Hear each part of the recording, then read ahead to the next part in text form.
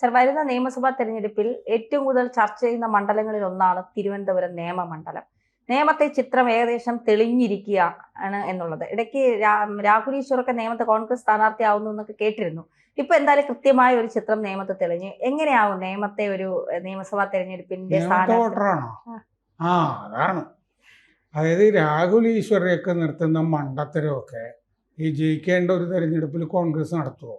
സ്ഥിരമായിട്ട് അവിടെ മറ്റേ കോൺഗ്രസ് കഴിഞ്ഞ തവണ മുരളീധരനെ നിർത്തി തോൽപ്പിച്ചതാണ്, 3ാം സ്ഥാനത്ത് പോയി. അതിന് മുമ്പത്തെ 2 തിരഞ്ഞെടുപ്പിലാണെങ്കിൽ കോൺഗ്രസ് അവിടെ സ്ഥാനാർത്ഥിയെ നിർത്തിയില്ല. ജനതാദളിൻ്റെ സുരേന്ദ്രൻ പിള്ളയും ചാരുവാറ രവിയും ഒക്കെയാണ് അവിടെ നിന്നുകൊണ്ടിരുന്നത്. അപ്പോൾ നിയമം വിട്ടുകൊടുത്ത പോലെയാണ് കോൺഗ്രസ് പെരുമാറിയിരുന്നത് കഴിഞ്ഞ തവണ ഒഴിച്ചിട്ട്. അപ്പം ഇത്തവണ നേമത്ത് രാജീവ് ചന്ദ്രശേഖറിനെതിരെ ശക്തനായ സ്ഥാനാർത്ഥി വരണം എന്ന് കോൺഗ്രസ് തീരുമാനിച്ചിട്ട് KS ശബരിനാഥൻ, G കാർത്തികേയൻ്റെ മകൻ ശബരിനാഥനായിരിക്കും നേമത്ത് കോൺഗ്രസിൻ്റെ സ്ഥാനാർത്ഥി. മറ്റേ ശബരിനാഥനെ ഡൽഹിയിലേക്ക് വിളിപ്പിച്ചിട്ടുണ്ട്. അപ്പോൾ ശബരിനാഥനായിരിക്കും എന്നുള്ളത് ഉറപ്പായി. ചിത്രവും വളരെ വ്യക്തമാണ്. ശിവൻകുട്ടി നേമത്ത് മറ്റേ ഇനി മത്സരിക്കണം എന്ന് ആഗ്രഹമില്ല എന്ന് നേരത്തെ ഒരു സ്ലിപ്പ് ഓഫ് ദി ടങ് എന്നല്ലേ പറയുന്നത്. പാർട്ടി തീരുമാനം പാർട്ടിയാണ് പ്രഖ്യാപിക്കേണ്ടത്. ഇപ്പൊ ജില്ലാ സെക്രട്ടറിയുടെ സ്ഥാനത്തിരിക്കുന്നത് റഹീമോ മറ്റോ ഒക്കെയാണ് പറയേണ്ടത്. പക്ഷെ ശിവൻകുട്ടി തന്നെ, അത് ശിവൻകുട്ടിക്ക് തോൽക്കുന്നുള്ള ഭയം കൊണ്ടോ മറ്റോ ശിവൻകുട്ടി പറഞ്ഞു പോയതായിരിക്കും. കാരണം ഇത് അഡ്ജസ്റ്റ്മെന്റിലൊക്കെയാണ് നേമത്ത് ശിവൻകുട്ടി കഴിഞ്ഞവണ ജയിച്ചത്.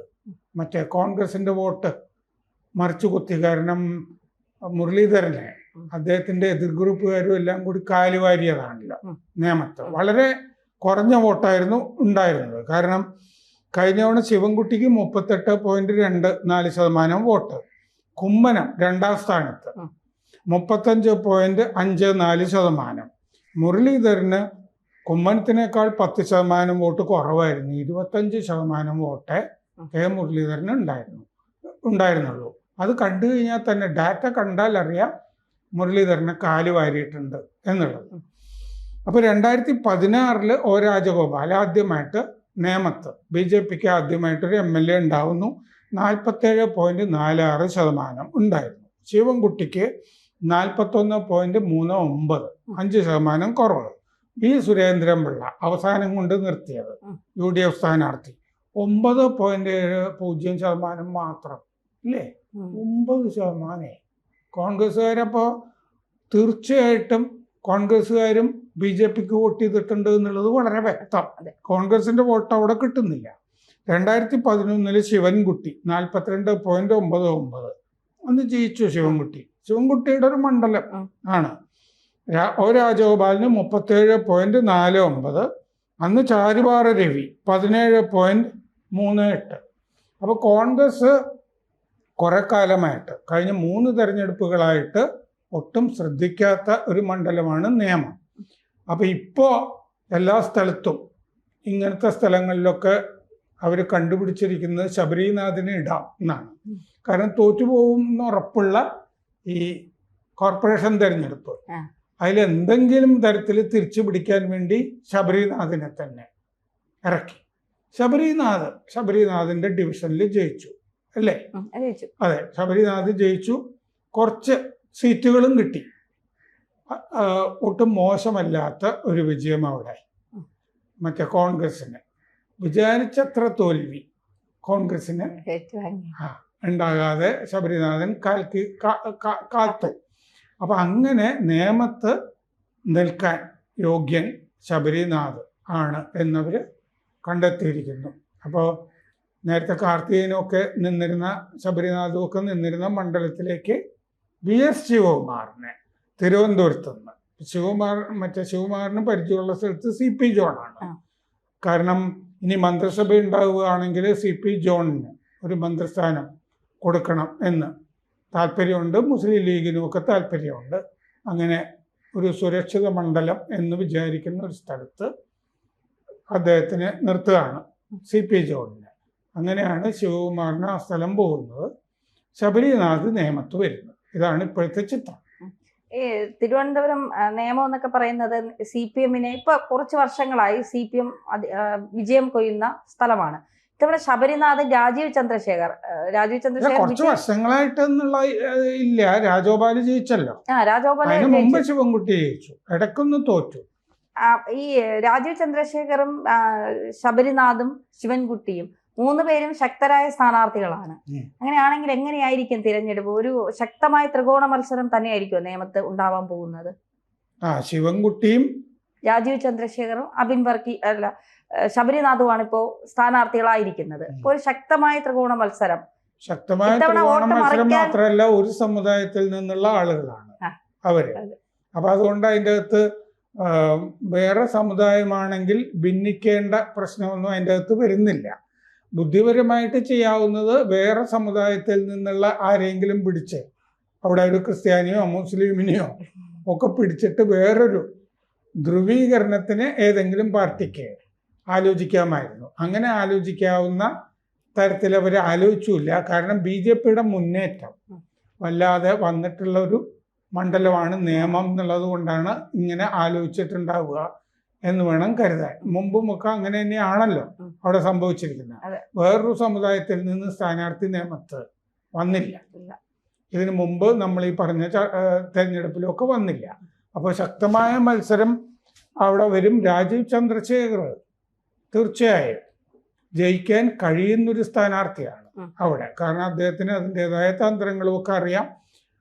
ശശി തരൂരിനെ പോലൊരു ശക്തനായ സ്ഥാനാർത്ഥിക്കെതിരെ തന്നെ അവസാനം ഈ തീരദേശമൊക്കെ വന്നപ്പോഴല്ലേ ശശി തരൂര് രക്ഷപ്പെട്ടു പോയത്. അപ്പം അതുകൊണ്ട് ശക്തനായ സ്ഥാനാർത്ഥിയാണ് രാജീവ് ചന്ദ്രശേഖർ. ജയിക്കുന്ന സ്ഥാനാർത്ഥിയാണെന്നുള്ള കാര്യത്തിലും സംശയമില്ല. ജയിച്ച മണ്ഡലവുമാണ്. അപ്പം ഈ 3-ാം സ്ഥാനത്ത് ആയിരുന്നു, 10% താഴെ ആയിരുന്നു മുരളീധരൻ കാലുവാരിയത്.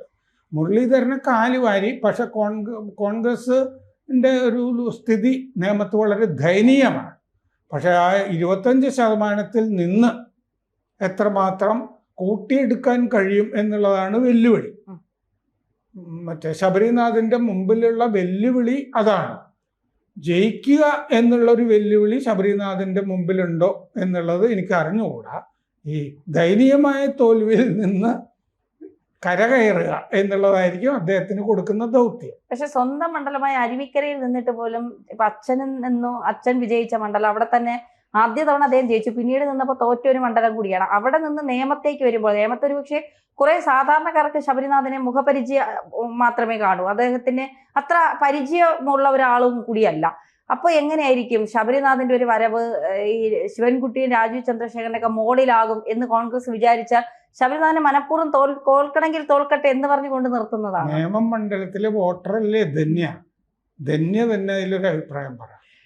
പൊതുവെ ഈ ശിവൻകുട്ടിക്ക് അവിടെ ഒരു പ്രാതിനിധ്യം കൂടുതലുണ്ട് ആളുകൾക്കിടയിൽ. കാരണം ഏതിനും കയറി സഹായം നൽകുന്ന ഒരു കൈകളാണ് ശിവൻകുട്ടി എന്നാണ് പൊതുവെ ആളുകൾ പറയുന്നത്. മറ്റേ ജയിച്ചത് രാജഗോപാലിന്റെ കാര്യം നമ്മൾ പറയുമ്പോൾ അവിടെ ഉള്ളവർ പറയുന്നത് ഇനിയെങ്കിലും വയസ്സാം കാലത്ത് അദ്ദേഹം ഇനി പരാജയപ്പെടണ്ടെന്ന് കരുതി ഞങ്ങൾ ഒരു ദയനീയതയിൽ അങ്ങ് ജയിപ്പിച്ച് വിട്ടതെന്നാണ് പറയുന്നത്. പക്ഷെ വേരോട്ടം BJP-ക്ക് കുറച്ച് കൂടുതലുള്ള മണ്ഡലമാണ്. പക്ഷെ സാർ പറയുന്നത് പോലെ പലരും ഭിന്നിച്ച് നിൽക്കുന്നത് കൊണ്ട് അങ്ങനെ എന്നാൽ BJP വരണ്ട എന്ന് ചിന്തിക്കുന്ന കുറെ ആളുകൾ കൂടുതലുണ്ട്. അപ്പൊ അവര് കയറി നേരെ വോട്ട് മറിക്കുകയും തിരിക്കുകയൊക്കെ ചെയ്യുന്നതാണ് നമ്മൾ നിയമത്ത് കാണുന്നത്. പക്ഷെ ഇത്തവണ രാജീവ് ചന്ദ്രശേഖർ എന്ന് പറയുമ്പോൾ കുറെ ആളുകൾക്ക് ജയിച്ച് വരണം എന്നൊരു ആഗ്രഹം പ്രകടിപ്പിക്കുന്ന കുറെ ആളുകളെ കണ്ടിട്ടുണ്ട്. ഈ അടുത്ത സമയത്ത് നാട്ടിൽ പോയപ്പോൾ തന്നെ ഒരു CPM അനുഭാവിയായ ഒരാൾ തന്നെ പറഞ്ഞത് ഇനി പുതിയ ആളുകളൊക്കെ വന്ന് നോക്കട്ടെ എങ്ങനെയാണ് എന്നൊക്കെ നമുക്കൊന്ന് കാണാമല്ലോ എന്നൊക്കെ പറഞ്ഞു. അത് രാജീവ് ചന്ദ്രശേഖർ അടക്കമുള്ളവർക്ക് ഒരു അനുകൂല സമീപനമാണ് നിയമത്തെ ജനങ്ങൾ സ്വീകരിക്കുന്നതെന്ന് തോന്നി. ശിവൻകുട്ടി എനിക്കിനി മത്സരിക്കണം എന്നില്ല നിയമത്ത് എന്ന് പറഞ്ഞല്ലോ. അതിന്റെ കാരണം എന്താ? അത് രാജീവ് ചന്ദ്രശേഖർ അവിടെ നിൽക്കുന്നു എന്ന് പറഞ്ഞതിന് ശേഷമാണ് അത്തരം ഒരു നിലപാട് സ്വീകരിച്ചതെന്നാണ് എനിക്ക് തോന്നുന്നത്. അങ്ങനെയായിരിക്കും അല്ലേ? മണ്ഡലം മാറി കിട്ടിയാൽ കൊള്ളാം എന്ന് ശിവൻകുട്ടിക്കുണ്ട്. പക്ഷെ പാർട്ടിയെ സംബന്ധിച്ച് ശിവൻകുട്ടി അല്ലാതെ ഒരു നല്ല സ്ഥാനാർത്ഥി അവിടെ എടുക്കാനുണ്ടോ? ഇല്ല. അപ്പൊ ശിവൻകുട്ടി തന്നെ ഈ രാജീവ് ചന്ദ്രശേഖരനെതിരെ നിന്ന് മറ്റേ തോൽവി ഏറ്റുവാങ്ങേണ്ടി വരുന്നുള്ള അവസ്ഥയിലേക്കാണ് പോകുന്നത്. അപ്പോൾ ശബരിനാഥിനെ അവിടെ കോൺഗ്രസ് നിർത്തുന്നു. പക്ഷേ ഒരു പ്രശ്നം എന്താണെന്നറിയാമോ? ഈ നിരന്തരം 2 തവണ 3 തവണയൊക്കെ തോറ്റു കഴിഞ്ഞാൽ പിന്നെ സ്ഥാനാർത്ഥിയാകാനുള്ള സ്കോപ്പ് കുറയും. അപ്പം ശബരിനാഥിനെ അങ്ങനെ ഒരു ബലിയാടാക്കണം എന്ന് പാർട്ടിയിൽ ആർക്കെങ്കിലുമൊക്കെ താല്പര്യമുണ്ടോ എന്ന് എനിക്ക് അറിഞ്ഞുകൂടാ. ശബരിനാഥ് എന്തായാലും ഇനി ഒരുപാട് കാലം ഇനിയും രാഷ്ട്രീയത്തിൽ നിൽക്കേണ്ട ആളാണല്ലോ. നഷ്ടം വരാൻ ഒന്നുമില്ല. കാരണം അവിടെ കോർപ്പറേഷൻ്റെ അകത്തൊരു സ്ഥാനം കിടപ്പുണ്ട്.